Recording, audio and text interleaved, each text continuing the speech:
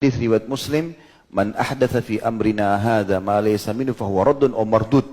Siapa yang coba-coba buat ibadah yang tidak kami contohkan maka akan tertolak.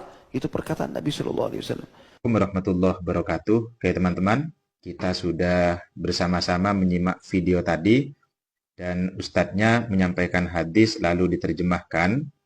Namun ada yang aneh dari terjemah yang dibawa oleh ustadz tadi. Hadisnya yang disampaikan adalah hadis riwayat Bukhari Muslim yang berbunyi ini. Bismillahirrahmanirrahim. Man ahdatha fi amrina hadza ma laysa minhu fahuwa raddun.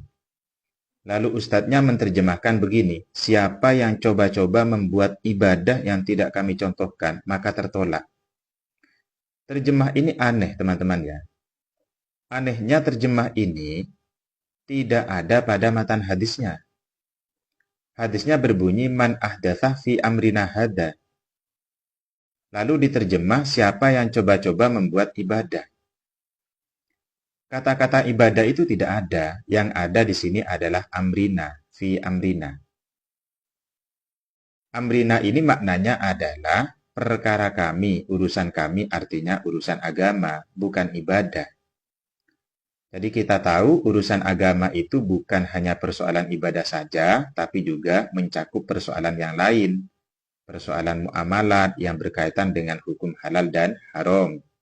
Berkaitan dengan hukum wajib, mubah, makruh, sunnah, dan semacamnya. Jadi bukan hanya dalam persoalan ibadah, tapi juga dalam persoalan muamalat.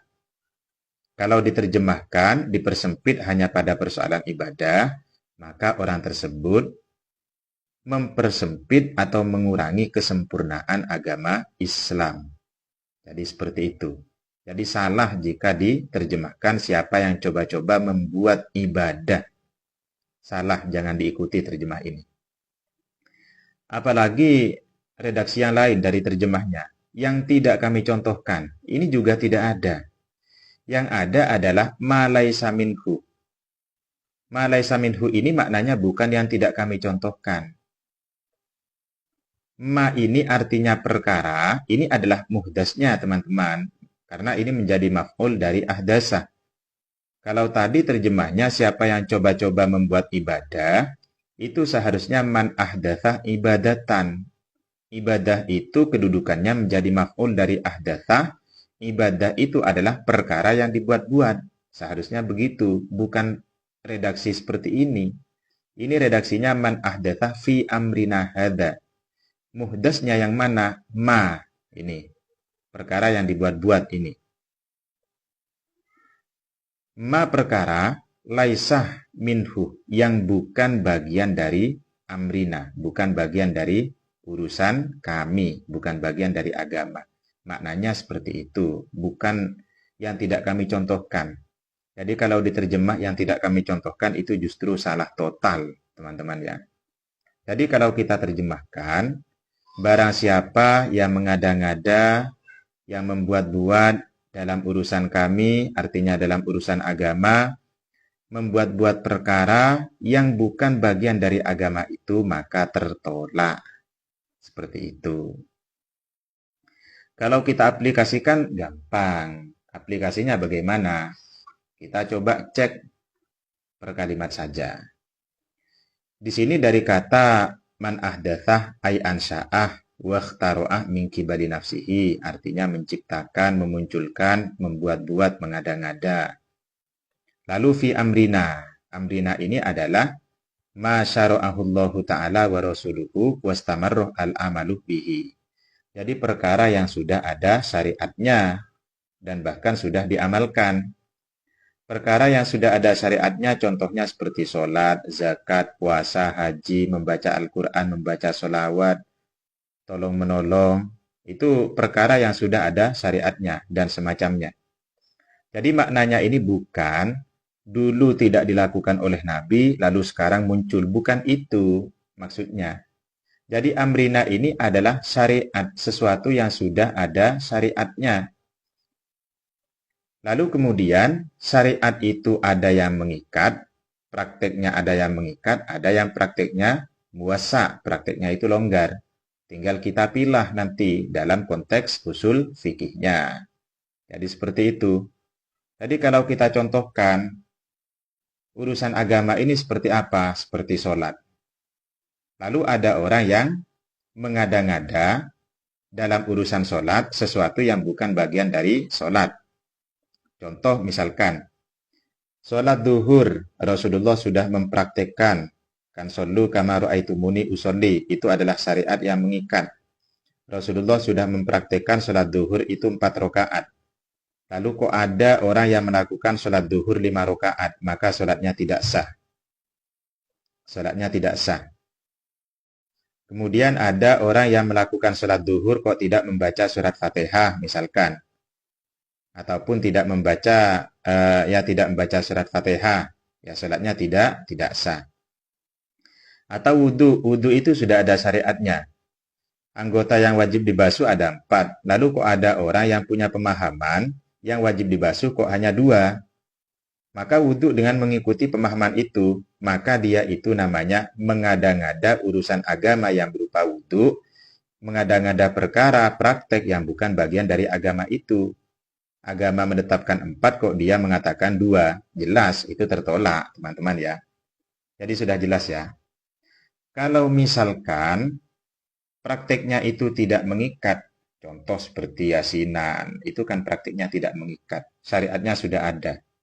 Yasinan di malam Jumat boleh tidak? Boleh. Bolehnya di mana? Karena yasinan itu adalah membaca surat Yasin. Membaca surat Yasin itu disunnahkan kapan saja. Boleh dirutinkan kapan saja. Boleh dirutinkan malam Minggu, boleh. Dirutinkan malam Senin, boleh. Dirutinkan malam Kamis, boleh. Dirutinkan malam Jumat pun juga boleh.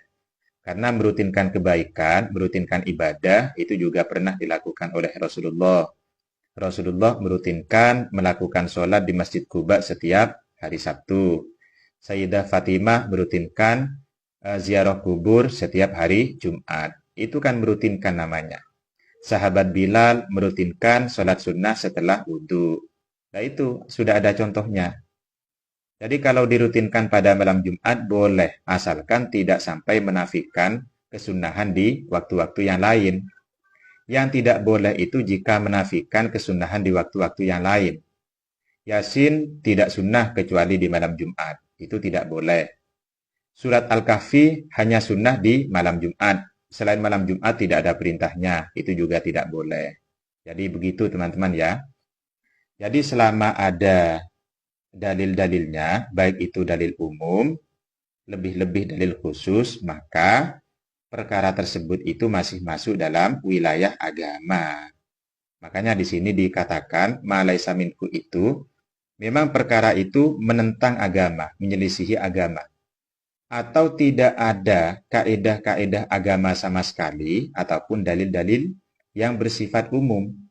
Selama masih ada kaedah-kaedah agama ataupun dalil-dalil agama yang bersifat umum, apalagi yang muasa prakteknya yang luas, tidak terikat, ya maka kita boleh melakukan dengan cara apapun selama tidak ada larangannya.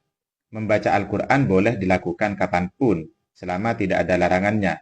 Kalau dibaca di kamar mandi sudah ada larangannya, maka tidak diperbolehkan. Jadi begitu. Lalu selanjutnya, tadi saya katakan, amrina itu bukan hanya persoalan ibadah.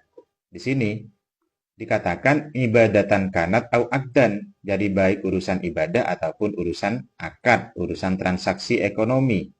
Di sini dicontohkan seperti wal bai'i ma'anahwin najisih wa ghairihi mimma nuhiya anhu li amrin khorijin. Jual beli dengan sistem najis. Najis itu lelang kalau tidak salah ya. Jual beli dengan sistem lelang tapi ada unsur penipuan. Nah, itu yang tidak diperbolehkan karena sudah keluar dari ketentuan-ketentuan syariat. Ataupun hal-hal yang lain. Kalau di sini dikatakan contohnya seperti nadar berdiri, nadar puasa berdiri di tengah terik matahari tidak berbicara sama sekali, itu dibatalkan oleh Rasulullah. Itu karena apa? Karena perbuatan itu adalah perbuatan yang tidak dicontohkan oleh agama, yang tidak dilegalisasi oleh agama. Jadi begitu pemahamannya teman-teman ya. Makanya kita kalau